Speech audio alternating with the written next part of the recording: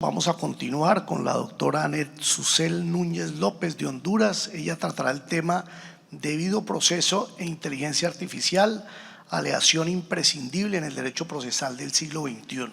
Ella es egresada de la Universidad de San Pedro Sula en Honduras, con maestría en Derecho Tributario y diplomado en Inteligencia Artificial de la Universidad de Salamanca. Es coordinadora de la Facultad de Derecho y docente de la Universidad de San Pedro Sula. Participó en el concurso de semilleros del Instituto Colombiano de Derecho Procesal en el 2018, lo cual lo califica como una experiencia que despertó su pasión por el derecho procesal. Es miembro del Instituto Hondureño de Derecho Procesal. Bienvenida, doctora Anet. Gracias, doctor. Bueno, buenas tardes. Es un honor para mí ser parte de este magno evento. Para no quitar mucho tiempo, pues entremos ya directo a materia. Quisiera empezar explicando un poco de lo que es el título, la aleación. La aleación es una composición química de dos elementos y fue inevitable para mí relacionarlo también con el derecho procesal, porque el derecho procesal es como… Es una receta que tiene diferentes elementos. Necesitamos diferentes elementos para hacer el derecho procesal, y de los elementos más importantes que tiene el derecho procesal es el debido proceso. Y ahora, en el siglo XXI, pues nos encontramos, pues recientemente realmente, nos encontramos con un nuevo elemento que es la inteligencia artificial, y pues ya la tenemos que estar aplicando, ya muchos países van avanzados con este tema, y en Honduras, que pues es mi país, ya estamos comenzando también con el tema de la inteligencia artificial en los procesos judiciales. Bueno, primero es lo primero, el principio más importante de un debido proceso es el acceso a la justicia. El acceso a la justicia necesita información, necesita toda la información del accionante, del accionado, pues todas las pretensiones que requiere la acción. Y la inteligencia artificial aquí sería un gran auxiliar para recopilar estos datos que necesita el acceso a la justicia. Claro que podemos encontrar un posible problema con esto, y este es cómo se va a garantizar el derecho de la privacidad de la información. ¿Cómo vamos a garantizar que el debido proceso lo tiene que garantizar? La garantía de privacidad, la garantía de dignidad, la garantía del derecho al honor también. Y bueno, tenemos este reto de que la inteligencia artificial, si no se educa bien, porque la inteligencia artificial es una neurociencia que se educa, podemos caer en ese problema de que también se crea una predisposición. Actualmente en Honduras, en materia penal, se está ya iniciando con el expediente electrónico, y también en la Sala Constitucional de la Corte Suprema de Justicia. Y este es un software bastante básico, porque realmente solo hace el papel de ser un receptor de documentos. Es bastante básico, no tiene que hacer análisis, no tiene que pensar más de jurisprudencia o hacer un análisis de sentencia, es básico, pero ya supone un primer paso de lo que más adelante vamos a ver. Y la inteligencia artificial es muy capaz, mucho más capaz que solo hacer una recepción de documentos, tal vez un largo tiempo o poco tiempo.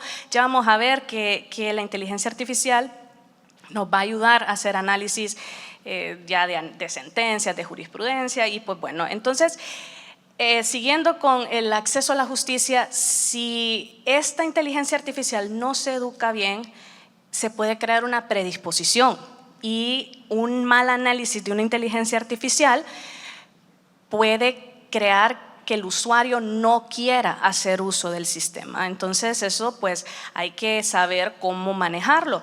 Como posibles iniciativas de lo que podamos hacer para tratar de salvaguardar estos principios, o este principio del acceso a la justicia, es que se ponga en conocimiento de todo usuario el algoritmo que se pueda estar usando.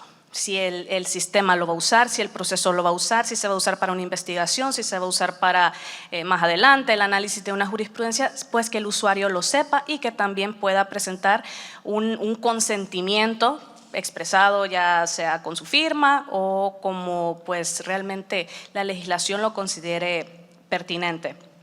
Bueno, el principio del debido proceso no puede ser adaptado o modificado a capricho de las personas, de los sujetos procesales. La judicatura tiene la obligación de garantizar la tutela judicial efectiva. Como bien lo dice el profesor Fernando Martín Diz, es imperativo priorizar las garantías sobre la eficiencia de la inteligencia artificial. Es la inteligencia artificial, como lo decía hace poco, nos va a ayudar más adelante a analizar jurisprudencia, a ver qué jurisprudencia puede caber en una sentencia o hasta analizar una sentencia completa, analizar también pruebas. Nosotros pues tenemos en nuestros procesos la prueba documental, las pruebas electrónicas también. Entonces eso la inteligencia artificial puede ayudar a diligenciar eso de una manera mucho más eficiente, sin duda alguna. Es un momento crucial que nos está tocando pasar a nosotros como procesalistas, porque la inteligencia artificial todos los días crece más, todos los días se educa más, todos los días simula más. Entonces tenemos que llevarle ese tiempo también a la inteligencia artificial, a nuestra preparación, y también saber cómo lo vamos a aplicar en nuestros procesos, siempre salvaguardando lo que pues, el debido proceso salvaguarda, que es los principios y todos los derechos fundamentales. Como lo plantea el tema matriz, pensemos fuera de la caja. El debido proceso, pues realmente es el derecho procesal es una ciencia, y el debido proceso es parte que no puede faltar de esta ciencia. Como procesalistas tenemos que pensar como pues ya científicos también, cómo vamos a ayudar a que esta inteligencia artificial sea controlada, cómo se va a limitar, porque es muy importante limitarla para un proceso.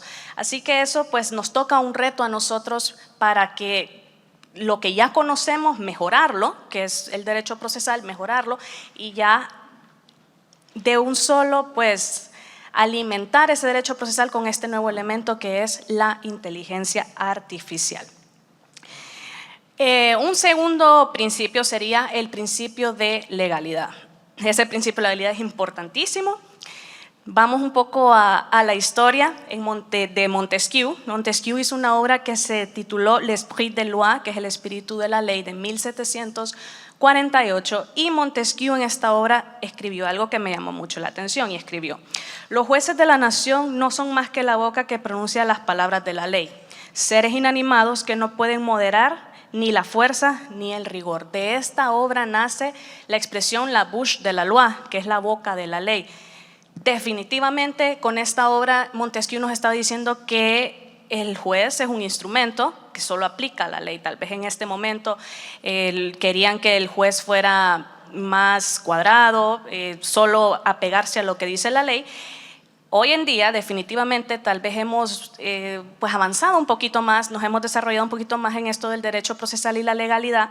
¿Por qué? Porque hay leyes que son imprecisas, que tal vez no son muy claras, y el juez tiene que valorar, tiene que hacer valoraciones siempre apegado a la ley, definitivamente, siempre apegado a este principio de legalidad, pero sí tiene que hacer otro tipo de valoraciones, y ya la ley le da ese pequeño margen de flexibilidad.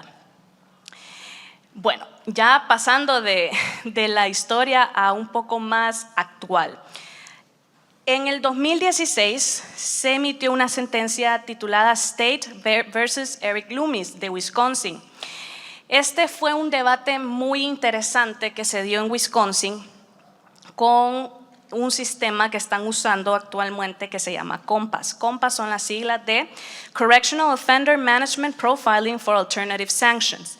COMPAS es un software que lo están usando en los sistemas judiciales de Estados Unidos para hacer un análisis de reincidencia de los imputados. Entonces este software analiza si esta persona ya fue parte de un proceso, si fue condenado, no fue condenado, si salió con fianza, pues hace todo este análisis.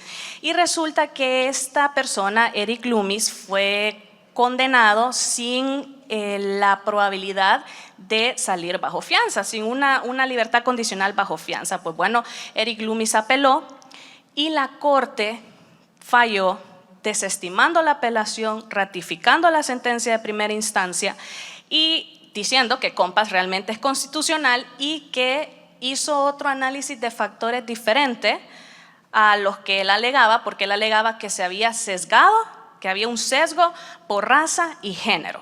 Él decía que, porque él es afrodescendiente, entonces él decía, su apelación se basaba en que había un mal criterio por raza y género de este software. Lo que hizo la Corte, pues sí, desestimó la apelación, pero sí hizo algunas restricciones que me parecieron muy importantes para una aplicación de un software y más de un software de este estilo. Las restricciones que puso en la sentencia la Corte fueron: el algoritmo no iba a determinar si una persona iba a ser condenada ni el tiempo de condena de esta persona. La segunda es que siempre se va a tener que justificar el uso de este algoritmo, siempre, en todo proceso. Si se usa, se va a tener que justificar por qué. Y también que los usuarios tienen que saber que se está usando este software. Pues esas fueron las 3 restricciones que puso la Corte en este tipo de software. Algo bien importante que me llamó mucho la atención es que Northpoint, que es el autor de Compass, en el proceso decidió o se negó a no decir ni revelar nada del algoritmo de Compass. Así que pues al final igual Compass ganó, pero sí fue bastante interesante eso.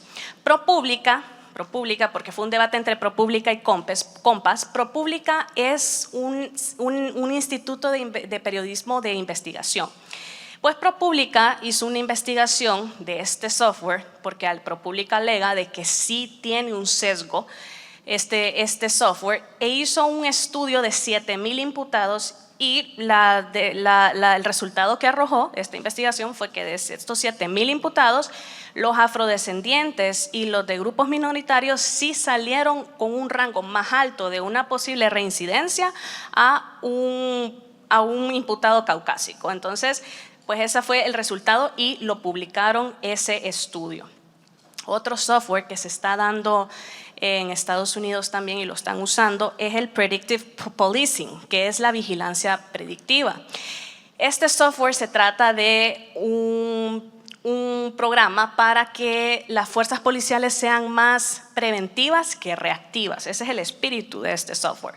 Y hace un análisis este software de las áreas que puede existir más crimen o víctimas, y pues la policía concentra sus fuerzas en esas áreas de que el software da ese resultado. Entonces, ahí también ha surgido un debate porque estas áreas resultan ser de los grupos minoritarios, afrodescendientes, latinos, y entonces hay más, podemos decir, personas, fuerzas policiales rondando esas zonas, que ellos se sienten, estas personas que viven en esas zonas se sienten con un tipo de acoso o un mal forma de analizarlos. Y ese es el debate que se ha dado, porque dicen, ¿por qué solo porque somos de tal vez este grupo, el programa nos está mostrando de esta manera sin ser cierto? Entonces ese es un debate que se está dando, pero el espíritu es que la policía sea más proactiva y no reactiva. Bueno, y siguiendo esta línea de ideas, ya no estamos muy lejos de que un programa, un software nos haga una sentencia, que le demos las facultades a un software para que nos haga una sentencia. ¿Qué pasaría con esto? Claro que el software tiene que estar capacitado con toda la inteligencia del cuerpo legal que tiene el país, con toda la inteligencia de hacer un análisis, con toda la inteligencia de analizar todas las pruebas propuestas, porque una sentencia de eso se basa, de las pruebas presentadas, y de ahí se saca la parte dispositiva de una sentencia. Lo que sí no puede ser negociable jamás, aunque tengamos y aunque en algún momento tengamos un software así de avanzado, es el control humano. Siempre vamos a necesitar ese control humano. El juez siempre va a tener que dar su sello, su firma, ratificar esa sentencia si es que la considera bien, la que fue emitida por el software, o cambiarla, siempre apegado al principio de legalidad y al iura novit curia. Siempre vamos a necesitar ese control humano. Ya para finalizar, pues existen diferentes principios que sí necesitamos para esta inteligencia artificial, para los software que podamos aplicar. Es el principio de equivalencia funcional, principio de interoperabilidad y principio de fidelidad. El de equivalencia funcional, un papel es lo mismo que lo hagamos electrónico. El de interoperabilidad es que pues los sistemas tienen que ser, si estoy usando una Mac o una Dell, tienen que funcionar en ambas. Y el de fidelidad, los procesos tienen que estar siempre apegados, el software tiene que estar pegado al proceso y a todas las leyes. Pues en conclusión, sí, siempre necesitaremos al humano, siempre nuestra carrera, nuestra profesión y el derecho procesal necesita un toque humano que la inteligencia artificial nunca va a poder suplantar. Y siempre vamos a tener que proteger el debido proceso y la lealtad a la justicia. Gracias.